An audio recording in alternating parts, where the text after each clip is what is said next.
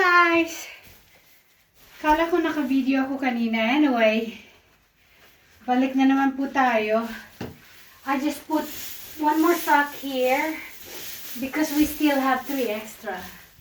Just want to make sure that we have a lot of cushion for the chicks. So, putting them here, right here.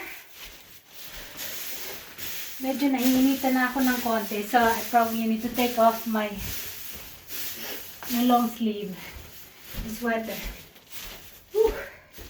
So, ganito lang naman kasi dito guys, panlaban ng lamig, you work. Make your body work para hindi masyadong malamig. Okay? Alright. Lipat tayo sa kabila. Lipat tayo sa bedroom. So, at least para makita nyo rin sa bedroom side. Okay? Ayan. Ito yung kusina kanina. Dito. So, meron pa tayong natitira. Spread that evenly. Ayan. Meron tayo dito. Mamaya, ipapakita ko sa inyo yung labas. Kasi iba rin yung i-spread ko sa labas. Parang chop siya ng pine tree. Chop part ng pine tree. Kasi sa labas siya eh. So, ito, different. So, ayan. Okay. Parang hindi ko na. Ano yung ano niya? Yung dust. Very dusty. Pero okay lang. Still take it. I even feel like I'm running nose now because it's so dusty. Anyway, okay. I think we got it good. Well and good. So, ito naman. Babalik tayo dito. So, balik tayo, ha? Ayan.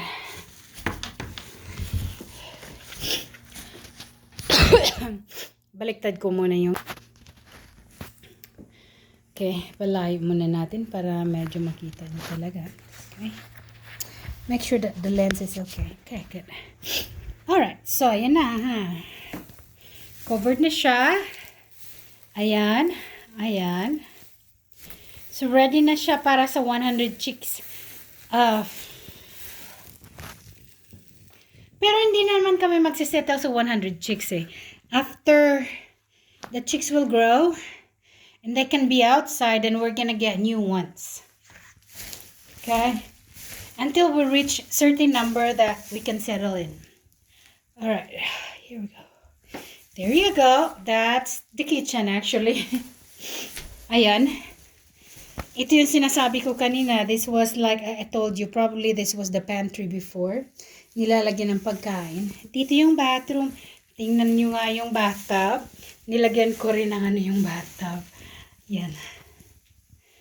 Okay. So, pwedeng mag-hop in doon yung chicks or chicken kung matulog.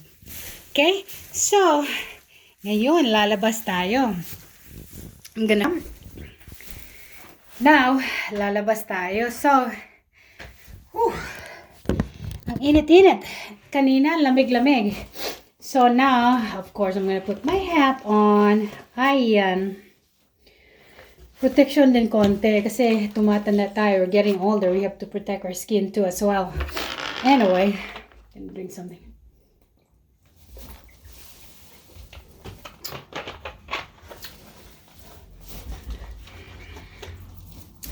Alright, so we're gonna get out. Outside, it's gonna be another area where they're going down. This was actually the front door a while ago. Okay, so I'm gonna show you the back part. Okay, well, I'm gonna go to the other side para mas madali para sa akin. Okay, okay, i-flip ko muna yung cam. Flip ko muna yung cam. Okay. So, ipapakita ko sa inyo yung line. Okay. Makikita nyo yung line na yan? Yung line na yan?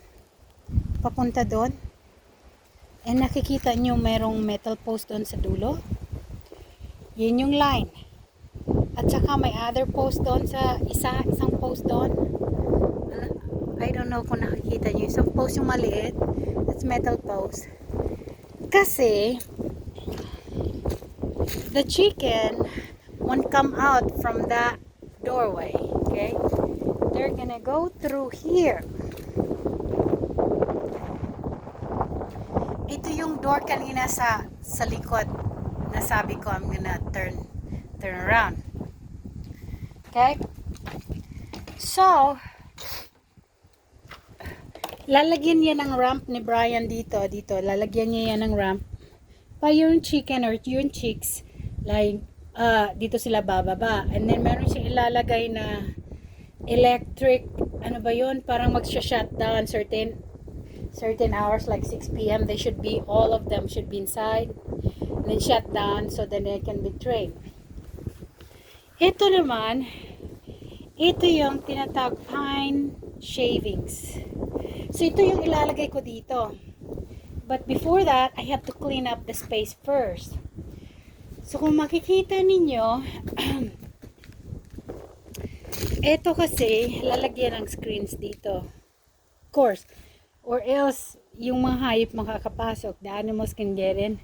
Or even Ziggy and Sky probably can get in, can bite them. Okay?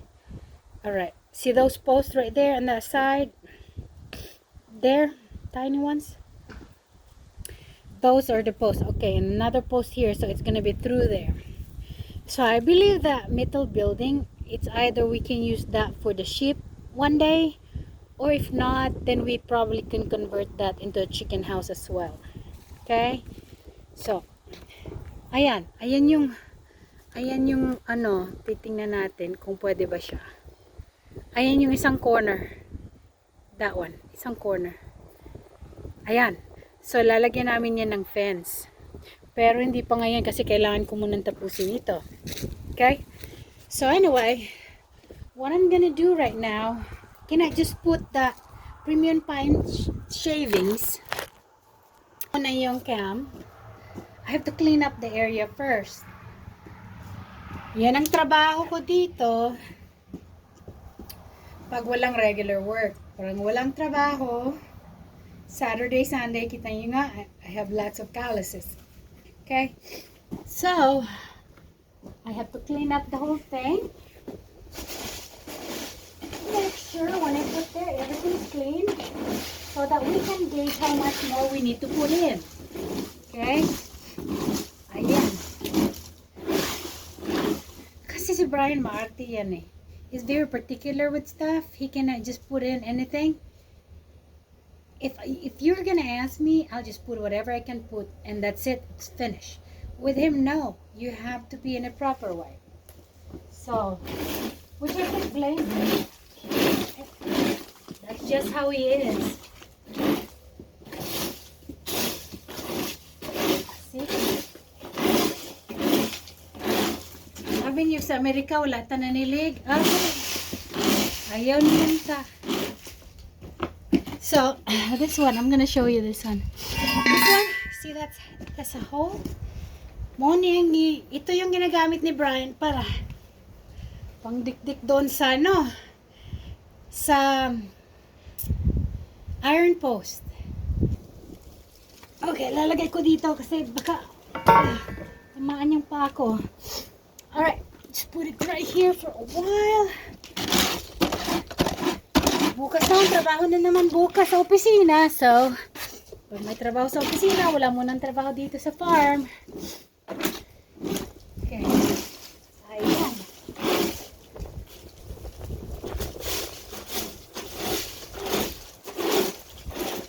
Pero guys, one day, I'm gonna show you where my garden is. And I'm so proud of my garden. I'm telling you, it looks so nice. I just need to get used to what are types of plants I have to plant during the winter time. Okay, I'm not used to it. And I know summertime, yes, I grew okra. In fact, I still have okra there. I have lemongrass. I have onion leaves. I have water spinach, kangkong. That's my favorite. And I had eggplant. Next time I'm gonna plant a lot of Japanese eggplant, Japanese Chinese eggplant. I like them better. And then of course we have not jalapeno, habanero pepper, and cucumber.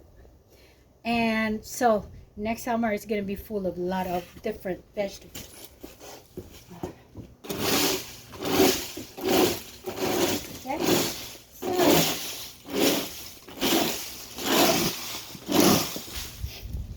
Okay, okay, flip natin guys para so you can see me, okay?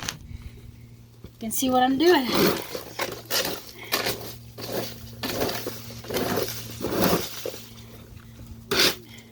Dili tanan na sa Amerika. Naa sa aircon. Okay? But if you're gonna ask me guys, I'm not gonna exchange country life to city life. Because I've been there. Nasa city life ako palagi and I didn't like it at all. Okay? You don't have any other, ewan ko, hindi kasi ako, I'm not a type of person that always wanna go somewhere. So most of the time, pag ako at kami ni Brian lang, just the two of us, most of the time, we just go and shop. Because our apartment before was closer to an outlet mall. So you spend money all the time, you don't have savings. Here, whatever I'm gonna do, I'm free, okay? It's quiet, it's very solemn. I can plant what I want to plant. Nobody will tell me no. Okay? And I'm pretty much involved with all the projects that we have here.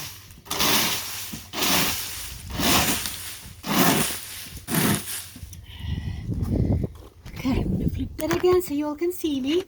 Anyway, ay, sorry. Baliktad. Okay. Alright. I-edit ko lang ito mamaya.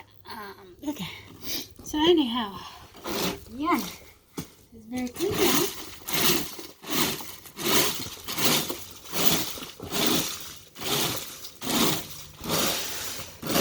So, well, by the way, the master of the house is back. So he's here supervising my work. So, you need to look at the inside. I did. You did? It's already thick. It's better. It's a whole lot better. Good job, honey. Good job. Of course. You owe me a lot. Free beer. Free beer just for that. What? Free beer just for that. Oh no, not here. Okay.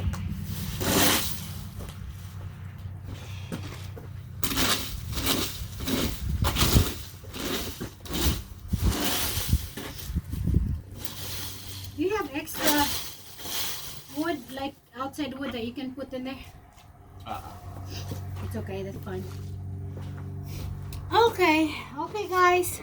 We're ready to put it in, but I really think this is not enough. So I probably would think 1, 2, 3, 4, 5. I'm gonna put 1, 2, 3, 4, 5, and then if we need some more, then I'm gonna tell the man of the house that we need some more. All right. Can you, there you go. Put that in one place. All right there in that one place, sister. That's where you put it. So, anyway, Brian is very particular with a lot of stuff. He doesn't want to rush everything. That's why it takes time to finish. But if you're gonna tell me, if you're gonna ask me if I can finish in a heartbeat, I can. But I cannot guarantee quality of it. That's it. Of course, I cannot guarantee quality of it if I can't finish right away. So you do bad work, is that what you're saying? Yes.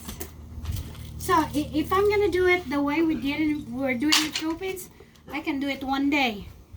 But Really? There's not much quality on the work. Sorry to hear that. I know. Sorry to hear that. Well, the thing is, the material we're using is not as good as, depending on, if you have a lot of money, you can, but of course. All right. So we're gonna flip. We're gonna put this one. This is different. So I'm gonna put one here. Put another one here.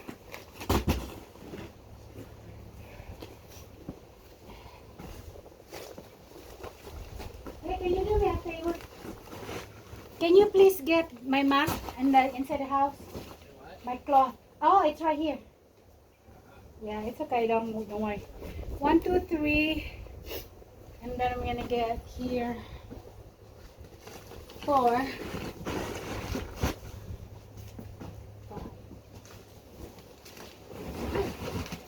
It probably will be enough. I'll show you the layout of it so you would know. You would see what I'm talking about. Okay. Whew. Look. Ayan. So I have 1, 2, 3, 4, 5. So let me see how it works. Hopefully, let's flip it again. There we go. Whee.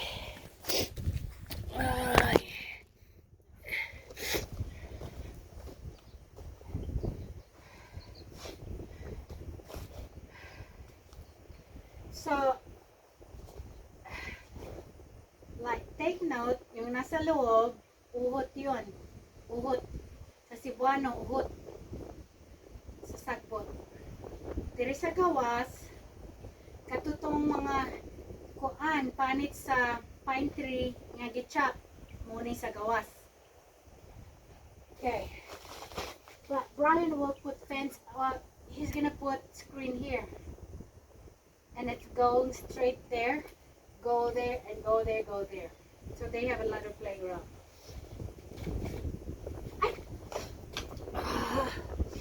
Well, the dust gives me runny nose.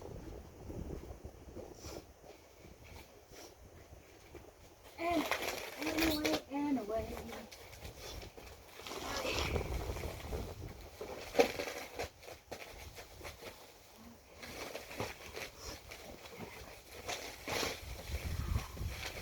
It smells like pine tree, man. Smells good.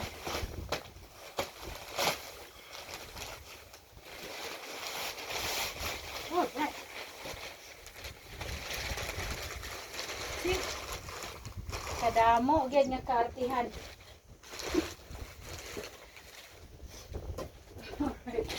Alright.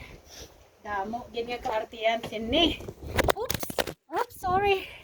Flip. Alright. Probably will put you here. It's just so windy, guys. That's why.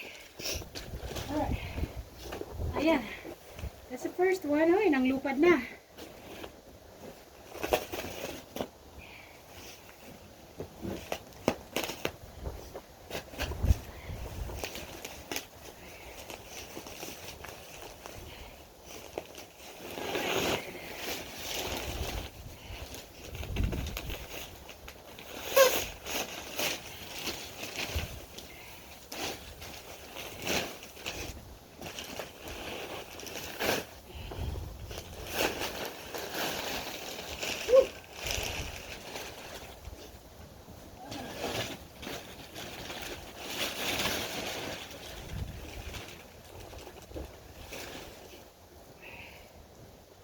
Naglupad na.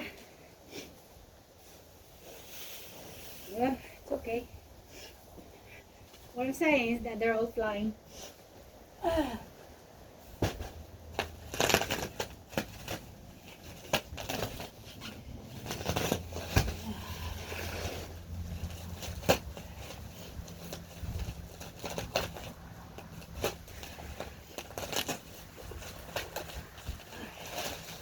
There.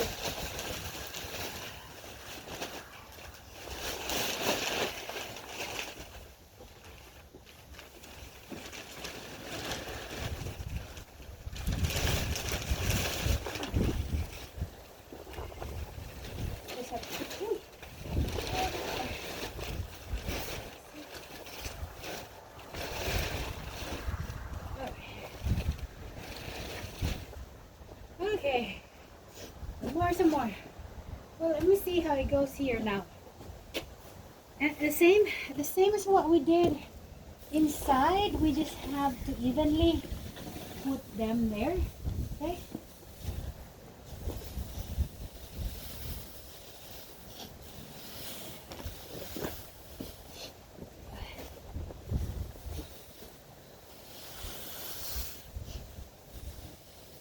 All right. There's a lot inside the bag. It's packed though. That's okay. It is packed.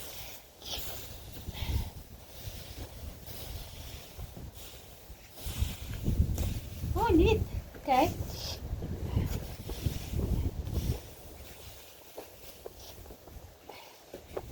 Some are flying now.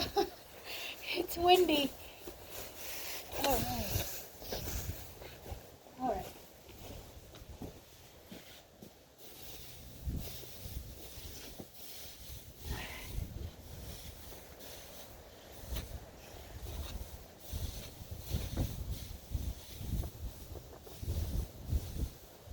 Wait. Well, I really think he has to put screen for a while. I mean, temporary wood for a while, or else all of this will be flying. I think he needs to. Especially if the wind is so heavy.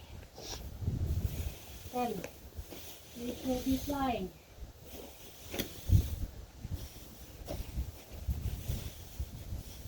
Wait, wait.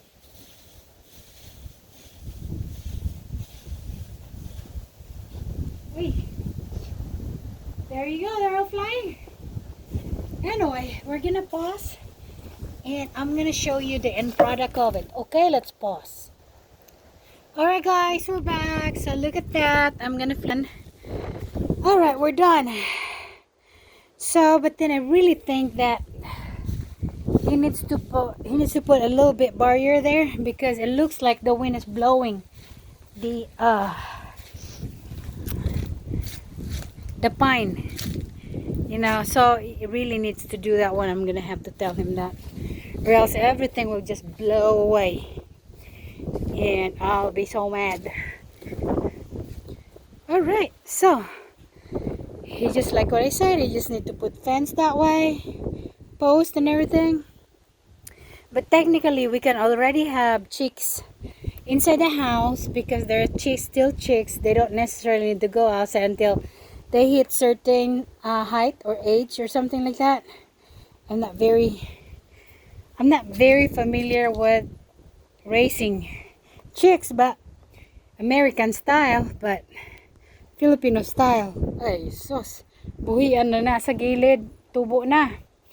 Alright, okay, that's about it guys. I'm gonna give you an update about it as soon as we're gonna have the fence and everything and the chicks, and it is gonna be so exciting, and I will update you all. Thank you. Till next time. Bye.